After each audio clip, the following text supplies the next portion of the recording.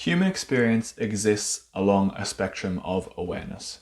Toward the closed end of the spectrum, where our awareness is limited and our capacity to love is limited, this is where we experience suffering. All sorts of dense, painful, heavy, slow difficulties. I think my camera is... That's fine. It's at this closed end of the spectrum where ego dominates our experience. It's a huge part of our thoughts and our behaviour. Now, while we do always possess the ability to move toward greater openness, toward greater love, the tricky thing is that a lot of the time we don't actually want to. A funny thought, I know, but there is a part of us that enjoys suffering. Ego gets a little kick out of suffering because when we're in pain, it reinforces the existence and the importance of the self. When we have those feelings of self-pity, of woe is me, of I'm sad and I'm hurting, all of these things emphasize me and how important and central my experience is right now. This is why we can get trapped in this state of closedness, in this state of suffering, of limited love and limited awareness. It's because ego likes it there, and ego is big and loud and calling the shots when we're this closed off. Now, that's just a little bit of context for the thing that I actually wanted to talk about, which is what ego looks like when we are interacting with other people.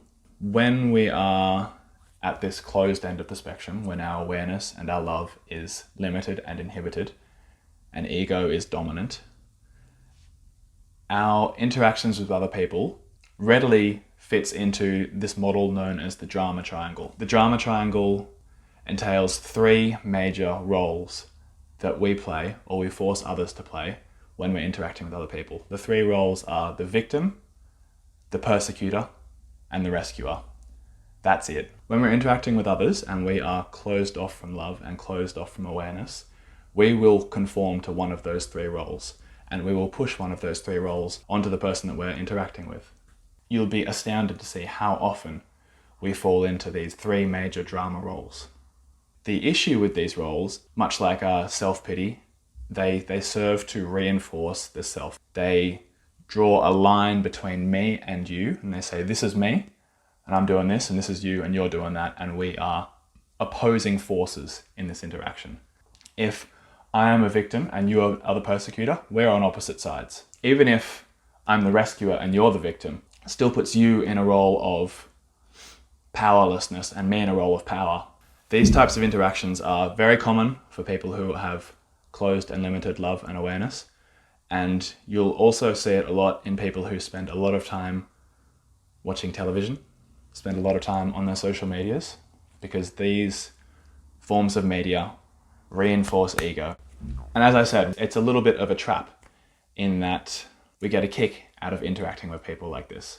What we're actually doing is we're perpetuating our own suffering and the suffering of others, which is not ideal. That's not what we really want in this world. Ideally, we would be emphasizing togetherness and unity. Fortunately for us, there is a flip side to this drama triangle. The flip side of the drama triangle is known as the empowerment dynamic, which is a banger of a title. Empowerment means we have agency, we have control, we can choose our own behavior. It enforces freedom, it's empowering. So the empowerment dynamic replaces each of the three roles, the victim, the persecutor, and the rescuer, with a similar role, but without the factor of ego. The flip side of the persecutor is the challenger. Immediately you can tell from those two different words that a persecutor is much more aggressive and abrasive, and it's really pointing a finger. A challenger is more of an open palm, a warm showing of, hey man, it's gentle. Very, very important difference. The flip side of the rescuer is the coach. And again, notice the difference between those two words, the rescuer and the coach. The rescuer implies that the rescuer has power and the victim does not. The victim is powerless and the victim needs to be saved. The coach, immediately, it does demonstrate an element of perhaps not power, but experience or knowledge or wisdom or something, maybe capability, the coach can perhaps see better. And standing with the other person, a coach is able to encourage and guide and help and assist, to work with someone to reach a solution. Whereas a rescuer just sort of swoops in, grabs them, fixes everything, and then nicks off. There's considerably greater change and growth from being coached rather than being rescued. And then I think probably this last one's my favorite. The flip side of the victim, the person who is suffering, the one who is going, woe is me, help. The flip side of the victim is creator. Creator versus victim. A victim is powerless. A victim is powerless. I can't do anything. I'm suffering here and I am powerless to help myself. When we are faced with a challenge, an obstacle, something tricky that is yet to be resolved, the word creator empowers us to face this challenge, to reach our own resolution, to solve it for ourselves. It's huge. The difference is night and day.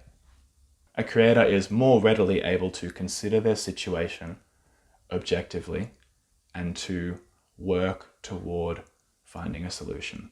It's massive. The empowerment that comes from the use of this language and just this different attitudinal approach to the same situation, to be a creator as opposed to a victim, it's huge. So there you have it. The drama triangle versus the empowerment dynamic. I think for me, the drama triangle was probably more influential, and I think of it and I refer to it more often than the empowerment dynamic. I think because I see the drama triangle a lot in people's interactions, and I have caught myself many, many times falling into one of these three drama roles, and I think I'm pretty gentle with myself about it. I can sort of catch myself and be like, whoa, and I try instead to adjust to a more empowering approach, one that emphasizes connection rather than separation. Because that's all we need to do here. All we need to do is be less deluded by the idea of self and allow a flow between ourselves and others to work together, to be loving, to face this world as a team, as a unit. It's our only hope, because when we emphasize separation, we isolate ourselves and then we are suffering and we are struggling alone. And that's what happens when we live through ego. It's a less mature approach to life. It's less loving. It is less aware. We are less grounded in the present moment. We are closed off from reality when we are living through ego. But when we cease to enable ego, when we are more loving and when we are more aware, and when our interactions conform less to this drama triangle and more to the empowerment dynamic, then we are living with greater love. And then we are living with greater truth. And I think we have more hope. We're more likely to be okay, you know? Okay, bye.